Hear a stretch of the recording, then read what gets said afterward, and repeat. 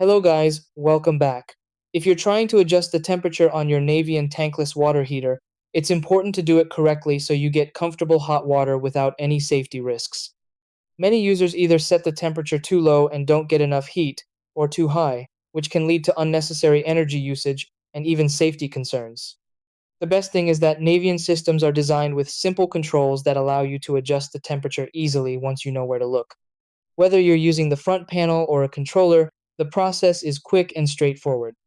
So friends, in this video, I'll guide you through the exact steps to set the temperature on your Navien tankless water heater and try these.